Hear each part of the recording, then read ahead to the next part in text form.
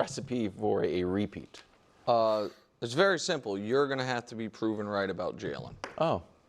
He's going to have to be the quarterback that you think he is. He just hasn't needed to show the world. And I'm not trying to speak for you, but because what they did last year, and please hear what I'm saying. This is not an indictment. They won the damn Super Bowl and they were the best team in the league for 4 months. Ready to go. No, I'm out here like no. But Say it. Say it. what they did last year was unprecedented, and I don't believe sustainable, which is winning the Super Bowl with that meager of a passing offense. Again, we would call it meager by choice, but that's the last 10 champions. Like, the worst one prior had Peyton Manning and one of the greatest defenses ever. The other one was Nick Foles by the end of the year, and Carson Wentz was a great running threat. And then it's great passing offenses. If we just go since the merger. Can I stop there for a quick second? Oh, shoot. We can go back real quick, but just make the Super Bowl with a bottom 5 pass offense. And that 82 Dolphins team, by the way, that was the strike year. So it's never, so the idea that they are going to be that dominant defensively and that dominant running the ball again, I just think is unrealistic. You know what I wish we had, and this is a bad way to talk about graphics, wishing that we had a different one. First half passing offenses. Because remember they had, what was the graphic? They only passed like 9 times from behind or something? Yeah, but KW, maybe they're not going to be 29th. They were not, they would still be in the 20s. But first remember, half passing. You know what I mean? Because they got. No, they run the ball. 6 of those other quarterbacks were Patrick Mahomes and Tom Brady. Yeah. Obviously, you're going to be in the top. And then there's Peyton Manning. I get it. He wasn't very good at that point. But, Matt Stafford, I think it can be done differently. And I agree with sure, is that by passing yards? Yeah, it's yards. Okay. He's never going to throw for a ton of yards. No, but it's just, I'm not saying but he's got to be there. He's efficient. Right, Brew. I'm not saying he has to be fifth. No, I'm saying that they've got to be How many of those teams, though, had strong running games? The Chiefs has been adequate, Yes. The Buccaneers was no good with Brady. The Patriots, okay. You know what I mean? They have something special. And look, you think they can repeat it? I don't think Saquon's going for 2,000 yards again. I think he can go for 1,500 plus. Okay.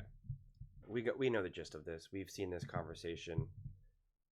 Realistically, what do you guys think? 7,465 times since the Super Bowl has been played.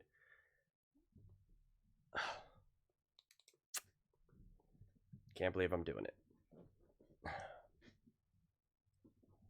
Okay.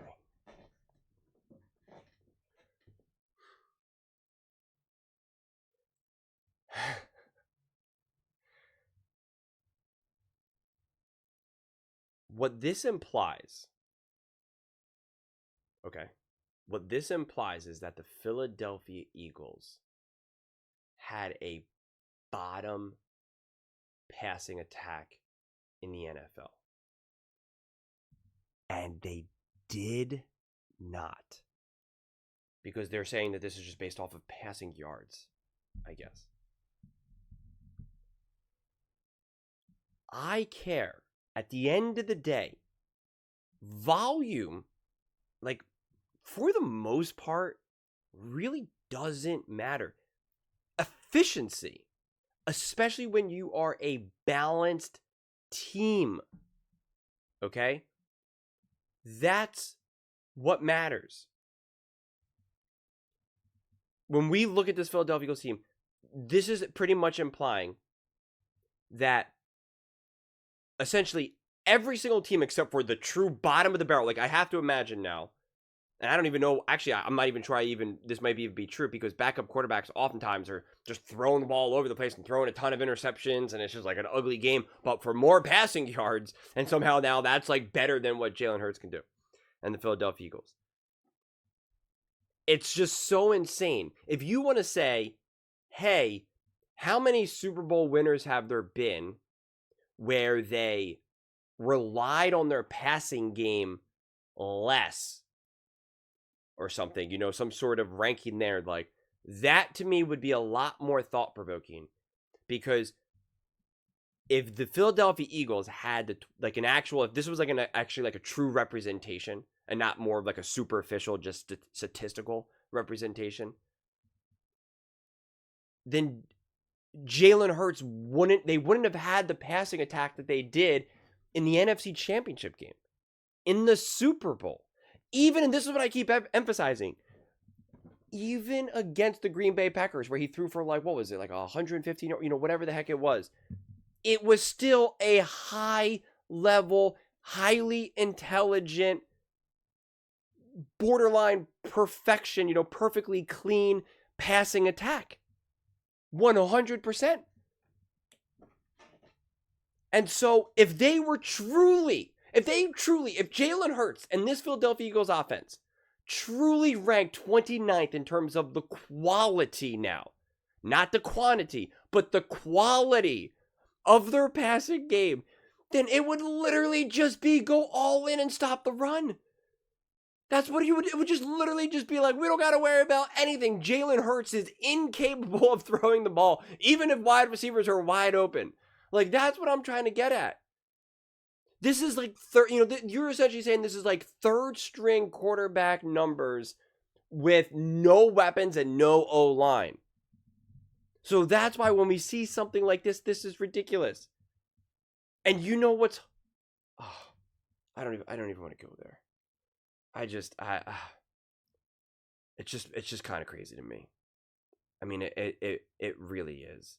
And like I keep emphasizing, okay, I'll just say it. First off, we already know that Patrick Mahomes and the Kansas City Chiefs in 23, that their passing game was not good. In fact, literally all the Mahomes fans just cried the entire time. They keep dropping the ball at the receivers. They keep dropping. And yet now they suddenly have the sixth, they were ranked 6th in the passing game. I don't understand. Oh, and then it's all Patrick Mahomes. I thought his receivers dropped the ball. Like, I can't keep up. You told me that his numbers were bad.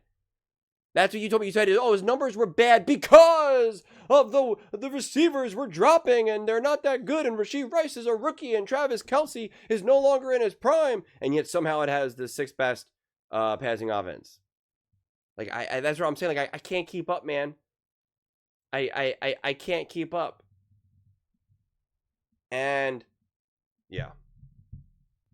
I mean, this so beautifully illustrates this. This was Stafford, and I'm going to show you Stafford and Burrow in the Rams versus Bengals Super Bowl. They would say, as we even saw in that graphic, we didn't see the Bengals, but it's pretty easy to conclude that the Bengals are going to be ranked higher passing game than 29th than the Philadelphia Eagles, obviously. And we're obviously using different years, but just follow along with me. We will say that Matthew Stafford, in this Super Bowl, who went 26 for 40, 283 yards, 7.1 yards per attempt, 3 touchdowns, hooray, 2 interceptions, QBR of 66.4, if that means anything to you, and an 89.9 passer rating.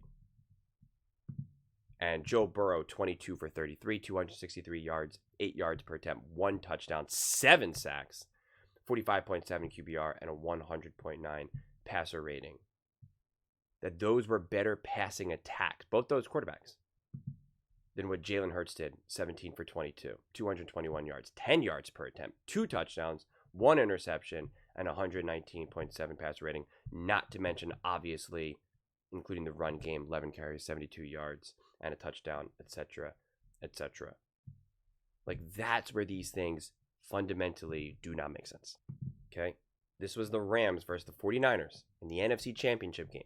Matthew Stafford, 31 for 45, 337 yards, 7.5 yards per attempt, 2 touchdowns, 2 sacks, QBR of 67.4, and a 96.2 rating, passer rating. And they scored 20 points. 20 points.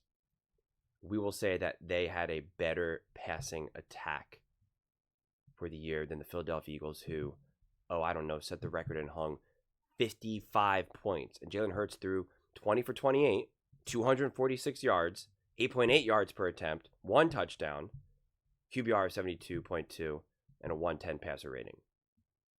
But this offense, especially looking at it through a passing lens, was inferior to what the Los Angeles Rams had in 2021.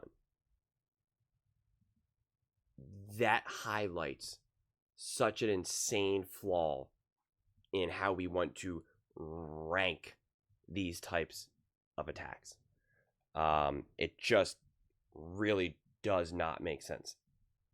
And to put it all on the quarterback especially, potentially makes even less sense.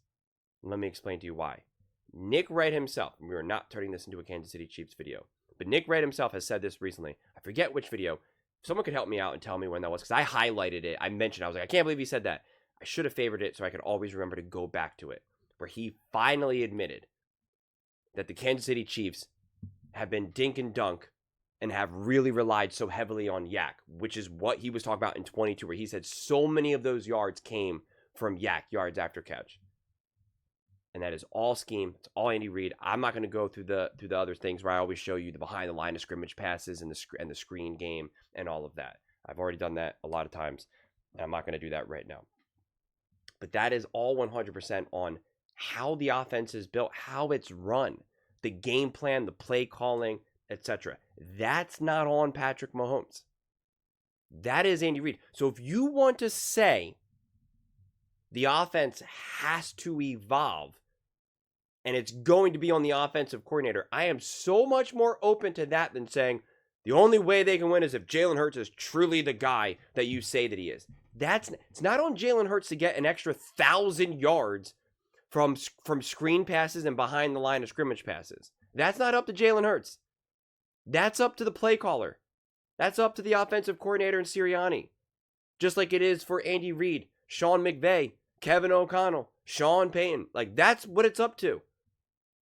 It's not up to Jalen Hurts. Like, that's a key difference here. You need to tell me, in what world do those rankings show this? For Jalen Hurts in the playoffs, so it's with the Philadelphia Eagles, in 7 games, 18-2 touchdown to turnover ratio, 91 first downs, 71.8 QBR. They went 6-1 and hung 36 a game. He is one of 18 quarterbacks that have attempted at least 50 passes in the Super Bowl. He is the only one to complete more than 70% of his passes. So show me where that is then a 29th ranked passing attack. That is what I'm trying to say to you. Because they didn't rely heavily on the passing game throughout the season. What?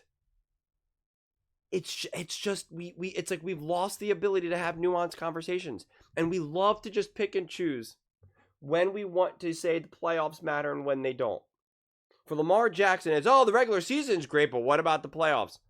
For Jalen Hurts, it's wow, that was amazing playoffs. Sure, you set records, multiple records in the Super Bowl, playoff, run records, NFC Championship game records, most points scored in a playoff run record, like all this type of stuff. But what are you doing in Week 6 against the New York Giants? I want to know. Can you throw for more passing yards than Jimmy Cutlets? Like, I don't know. What about that game against the Carolina Panthers, against Bryce Young? You didn't throw for 375 yards and 4 touchdowns. I don't know.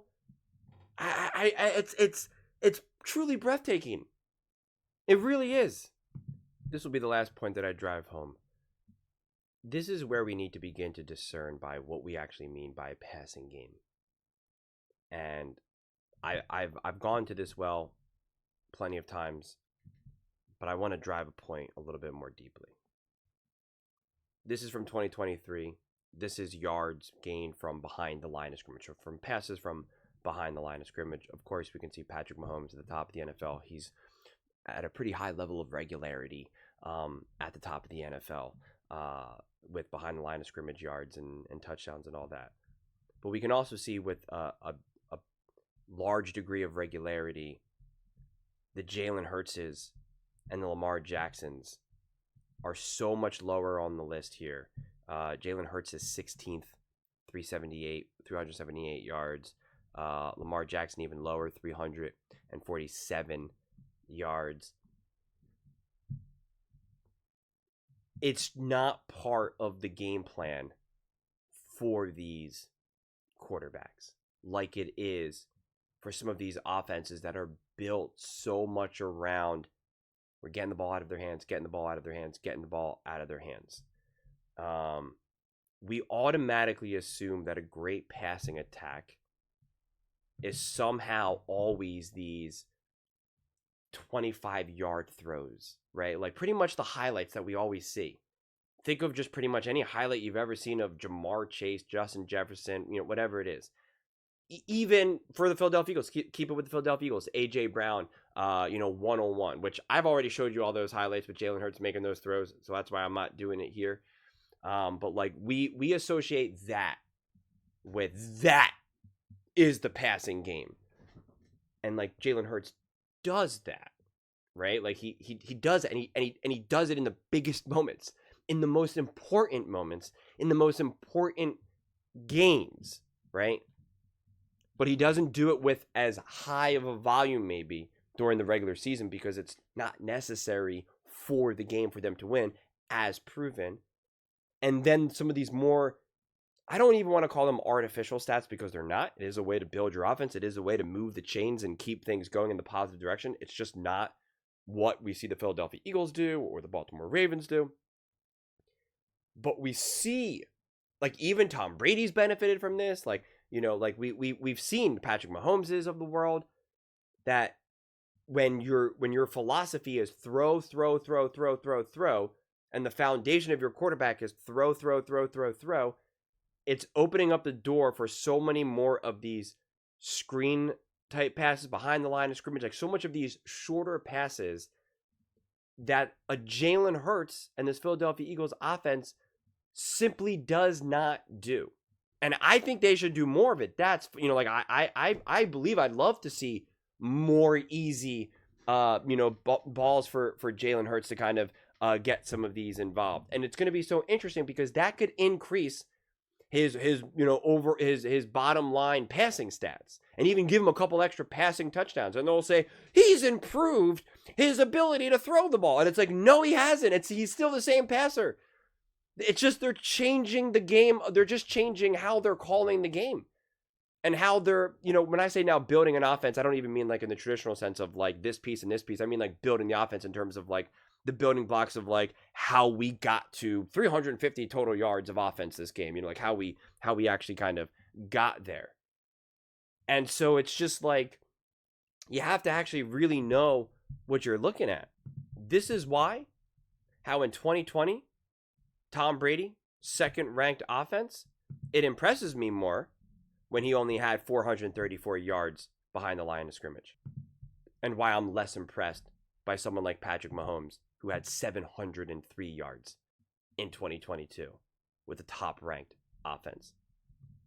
9 touchdowns came from behind the line of scrimmage. And again, you could see Tom Brady in second. So it's not like Tom Brady has no years where he doesn't benefit from some of these types of things. It makes sense. But that's why I'm just constantly trying to put it into context here. Because we can also see, even a situation like this, the varying levels of success rates here. Tom Brady has 128 pass attempts behind the line of scrimmage, where Patrick Mahomes has only 109, yet more yards and more touchdowns. It's not because Patrick Mahomes is throwing a better ball behind the line of scrimmage than Tom Brady. At that point, it's scheme, it's play calling. When are you calling the play at the right time against the right defense, right? Like, that's a difference of coaching at that point. But this is where I'll end it, because again, this is where I always emphasize multiple things can be true. Do I think Jalen Hurts can initiate a passing offense at the level of like a Patrick Mahomes? No, I do not. I think Patrick Mahomes is a better passer of the ball. Like it's okay to accept that and admit that. But do I think Jalen Hurts is why they're ranked 29th in passing offense? Like, no. No, I do not. And do I think that with the approach that would lead to a higher ranking based off of, again, whatever specific metrics we're using, passing yards, whatever it may be, do I think that with Jalen Hurts as your quarterback and just as Philadelphia Eagles offense as a whole could lead to a top 10 ranking, top 5 ranking? 100%. And would Jalen Hurts need to be a different quarterback or a better quarterback or a better pass ball? He would not. Not at all. Because it's the approach of how you get there. That is really, to me, the crucial point that needs to be emphasized. And I just want to know, I forget exactly what it is now. It's like A.J. Brown, because I pointed this out. He's like only like one of 3 or one of 4 wide receivers to have like over 4,000 yards over the last like few seasons or something. And I'm just like, how is that possible then? How is it possible that you have A.J. Brown achieving something that like 2 other, I think it's like, might be like Jamar Chase and Justin Jefferson. Again, I forget exactly what the stat was, but essentially it was like, oh, A.J. Brown has been one of the greatest wide receivers, even at just at a volume rate, right, of 4,000 receiving yards or whatever, right? Like, so not even just like, we believe this guy's the best. We're now just talking about like bottom line, like, are you getting your numbers? And it's like, statistically, from just a bottom line number standpoint, has been one of the highest for all receivers in the NFL, and one of only 3 or 4 to achieve this threshold, and yet they have the 29th ranked passing offense. Like, that's what I'm trying to emphasize so desperately. And now this will definitely be the last point. Like I've showed you guys before, that first of all, Devontae missed some games, and so did AJ. And that if you just continue and do the basic math, that if you just give them like an extra yard here, an extra touchdown there, like nothing crazy, not like, well, give him an extra 5 touchdowns. I'm sure he'll get another touchdown every single game he missed. Like, I'm not even doing that way. I'm not cooking the books here. Just like the typical basic trend of what they've done. It's like they're top 5, top 10, like in all the things, in the receptions and targets and touchdowns and yards. It's just like, so you're saying that you have multiple wide receivers who are going to be top 10, top 5 in again, just strictly bottom line numbers, receiving yards, touchdowns, targets, and yet then you're going to call out a passing game. Like, it just doesn't hold up to scrutiny, man. It sounds so good in theory, but it just doesn't logically make sense. Doesn't even mathematically make sense. Do you think that the Eagles had the 29th ranked passing offense in the playoffs? I mean, we know they didn't. We know they didn't. This will officially be my last point. You guys know, and I'm using Josh Allen now. You guys know that I think Josh Allen is an absolute monster, an absolute beast. Against the Kansas City Chiefs, 22 for 34, 237 yards, 7 yards per pass attempt, 2 touchdowns. 104.7 rating, and he got more rushing production, not only from his run game, 85 yards, James Cook, Ty Johnson 19, so essentially over 100 yards, not related to Josh Allen himself individually, and a total of 147 yards, 4.6 yards per attempt, 2 touchdowns against the Kansas City Chiefs. And then 2 weeks later, against the same team, Jalen Hurts did this. With less of a running attack, only getting 57 yards. So essentially only getting 67 yards from run support. So Josh Allen's getting more run support. Jalen Hurts having to take up more of the run game than Josh Allen. They scored more points. They played better. The offense was run better. Way better. Way more organized. Way more grounded. And again, I don't blame Josh Allen for that loss. But it was just like, I'm looking at the quality of offense and how it handled the same exact defense with even more time for the Kansas City Chiefs and Spags, and who's an amazing coordinator, to prepare for, and a healthier, more well-rested defense. So we see them play the exact same team, and in no way would you say, Buffalo Bills offense, it was just better than the Philadelphia Eagles. The passing game was sharper. It was executed more smoothly. Like, you would never say that. I watched both games. I remember them very vividly. You would never say that. Ever, ever, ever. So I'm sure you could say the Buffalo Bills had a higher quality passing game. And you know, I'm sure people would try to say that it was a better offense even. And it's like, was it? Because I don't think so. And this is where you can't say, well, Josh Allen only had, you know, Jalen Hurts has A.J. Brown. And it's like, but that's not the argument. We're not trying to debate who's a better quarterback, Josh Allen or Jalen Hurts. We're having the conversation in terms of the team now. Like, that's why kind of using this is so perfect, especially because you guys know how great I think Josh Allen is. Like, we're just talking about the team now. And what did the team do? What did both offenses do? That's what I'm trying to say. Like, it's about the team. So to reduce this to just Jalen Hurts is making me go crazy. It's making me go crazy.